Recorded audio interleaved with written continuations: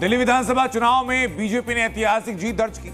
आम आदमी पार्टी ने खराब प्रदर्शन किया और शर्मनाक हार पर इंडिया गठबंधन के नेता उमर अब्दुल्ला ने एक तंज कसा। उमर अब्दुल्ला ने सोशल मीडिया प्लेटफॉर्म पर एक मीम पोस्ट करते हुए लिखा, और लोगों लड़ो आपस में। ये ट्वीट आप जरा देख रहे हैं। दिल्ली में अरविंद केजरीवाल की हार ने इंडिया गठबंधन में हाहाकार मचा दिया।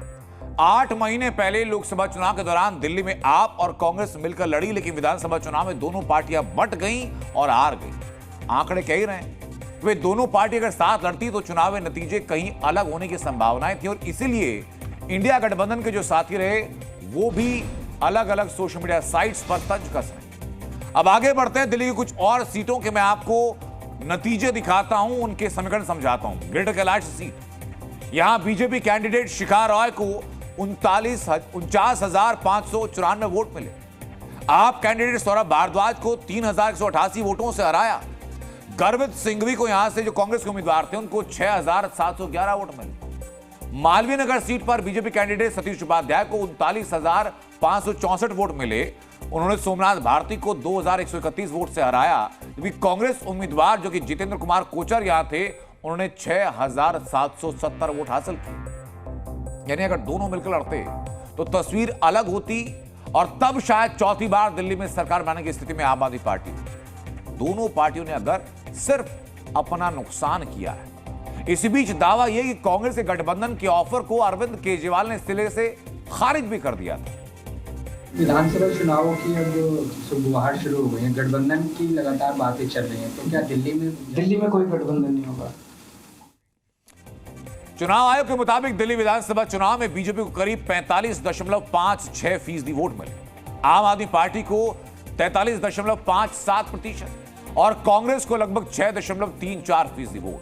अब अगर आप आम आदमी पार्टी और कांग्रेस के वोटों को जोड़ेंगे तो ये होता है 49.91%, यानी तकरीबन 50% की वोट है। दिल्ली की हार ने आम आदमी पार्टी के साथ साथ इंडिया गठबंधन को भी झटका दिया है। अगर गठबंधन में शामिल दलों के बीच रिश्ते नहीं सुधरे तो यह नतीजा अब बिहार और बंगाल के चुनाव में भी असर दिखा सकता है। गठबंधन में एकजुटता और मजबूत रणनीति विपक्षी पार्टियों के लिए आज के वक्त में बहुत जरूरी हो चुकी है।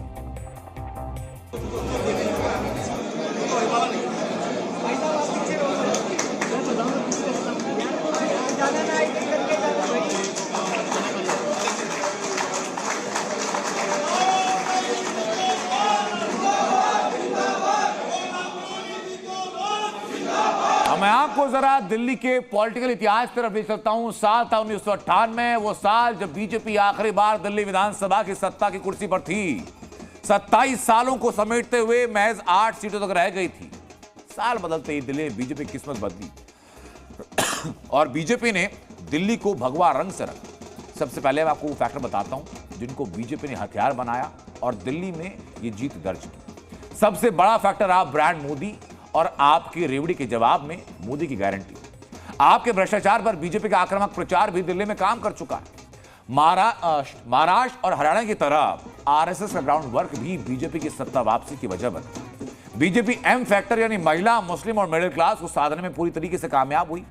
बीजेपी ने दिल्ली में कब्जे के लिए बूथ मैनेजमेंट लेवल पर तक काम किया, लोकल लीडर्स को मैदान में उतारा और आम आदमी पार्टी के कैडर को अपने कैडर से रिप्लेस किया।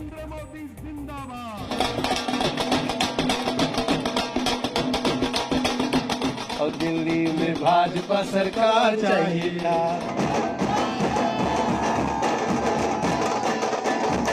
बहुत खुशी है, मोदी जी को बहुत प्रणाम है।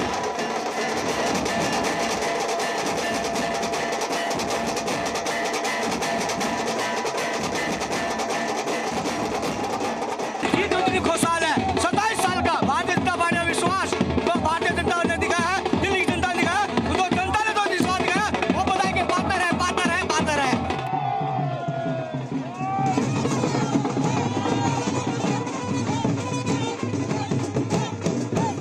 ये हमारे लिए जो क्षण है, गौरवपूर्ण क्षण है। हमें इस बात का फक्र हो रहा है कि आज हमारी दिल्ली में भाजपा की सरकार आई है। आज का दिन जो है, आज का दिन है लोगों को धन्यवाद करने का। सरकार बनेगी, जो हमने सारी बातें कही, सारी बातें पूरे करेंगे।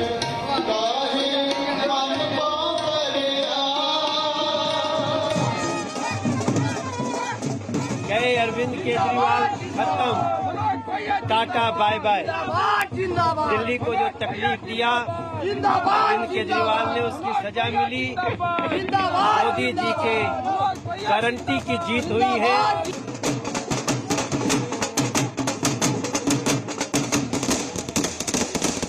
जनता का जो भी निर्णय है, जनता का जो भी फैसला है, उसे हम पूरी विनम्रता के साथ स्वीकार करते हैं। जनता का निर्णय सर माथे पर।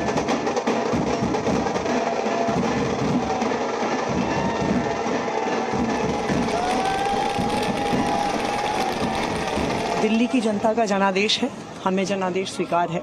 जंग जारी रहेगी भारतीय जनता पार्टी के खिलाफ।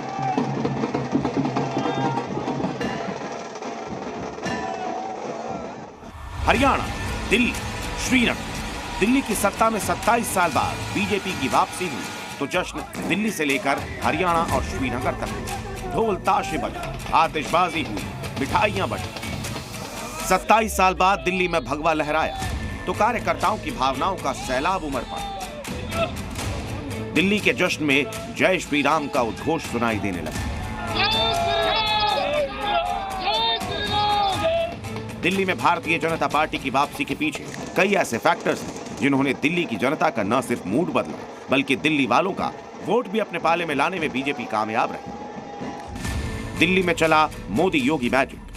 दिल्ली की सियासत में यह पहली बार था जब हिंदू मुसलमान का मुद्दा क्लियर कट नजर आया। एक है तो सेफ है और बटेंगे तो कटेंगे का मुद्दा जमकर छाया। उत्तर प्रदेश के मुख्यमंत्री ने महाराष्ट्र चुनाव के दौरान बटेंगे तो कटेंगे का नारा दिया था और इसी नारे ने हरियाणा में भी कमल को बल दिया और इन्हीं नारों ने दिल्ली में बीजेपी के लिए सत्ता का हल निकाल दिया।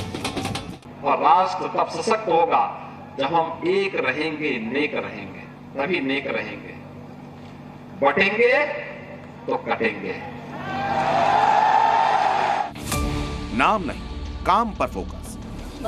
पिछले 27 सालों से सत्ता की बाट जो रही बीजेपी ने हर उस नाम को आजमाया जो दिल्ली ही नहीं देश में जाना माना था। लेकिन 2025 में बीजेपी ने इसके उलट लोकल लीडर्स और बूथ मैनेजमेंट को तरजीह दी। भाजपा सांसद बैजयंत पांडा को दिल्ली चुनाव के लिए चुनाव प्रभारी बनाया। उत्तर प्रदेश के गाजियाबाद लोकसभा सीट से भाजपा सांसद अतुल गर्ग को दिल्ली चुनाव के लिए सह प्रभारी नियुक्त किया। वीरेंद्र सचदेवा को मई 2023 में दिल्ली बीजेपी का स्थायी प्रदेश अध्यक्ष नियुक्त किया गया। प्रवेश वर्मा को अरविंद केजरीवाल के खिलाफ उतारकर बड़ा दांव खेला और प्रवेश वर्मा ने बाजी जीती। कास्ट पॉलिटिक्स ने मारी बाजी। दिल्ली विधानसभा चुनाव में जाति के आधार पर उतारे कैंडिडेट्स का समीकरण चर्चा में और बीजेपी का कास्ट मैनेजमेंट दिल्ली में भी कमाल कर गया। दिल्ली चुनाव में तमाम पार्टियों ने सबसे बड़ा दांव एससी कैंडिडेट्स पर खेला। बीजेपी ने भी सबसे ज्यादा 15 उम्मीदवार शेड्यूल कास्ट के उतारे। जाट उम्मीदवारों पर भी बीजेपी ने सबसे बड़ा खेल खेला और 11 जाट उम्मीदवारों को मैदान में उतारा। साथ ही पूर्वांचली उम्मीदवारों को साधने के लिए बीजेपी ने सांसद मनोज तिवारी को जिम्मेदारी दी और मुस्लिम कैंडिडेट्स को दिल्ली में नकारने के बावजूद मुस्लिम वोट बैंक को अपने पाले में किया। दिल्ली के सियासी रण में बीजेपी ने इस बार कोई भी कसर नहीं छोड़ी। देश भर में बीजेपी के सभी बड़े चेहरों ने दिल्ली में चुनाव प्रचार किया। चंद्रबाबू नायडू, हिमंता बिस्वा शर्मा, इसके अलावा महाराष्ट्र के चुनावी समीकरण को बदलने वाले यूपी के सीएम योगी आदित्यनाथ ने भी दिल्ली में चुनाव प्रचार किया। यहाँ तक कि प्रधानमंत्री मोदी और गृह मंत्री अमित शाह ने भी दिल्ली में कई रैलियां और विपक्षियों पर जमकर हमला किया। मनीष जी, आप दिल्ली में कहीं पर भी जाओ, सभी लोग आपको जानते हैं। 10 साल के शासन में उप मुख्यमंत्री के नाते आपने अगर एक काम किया तो ये किया, गुरुद्वारे, मंदिरे और स्कूल के पास शराब की दुकानें खोलने का काम किया। शराब की दुकानें शायद इसी का परिणाम है कि दिल्ली में इस तरह का सियासी उलटफेर देखने को मिला और दिल्ली में 27 साल बाद बड़े मार्जिन से कमल खिला। ब्यूरो रिपोर्ट, जी मीडिया। भारत माता की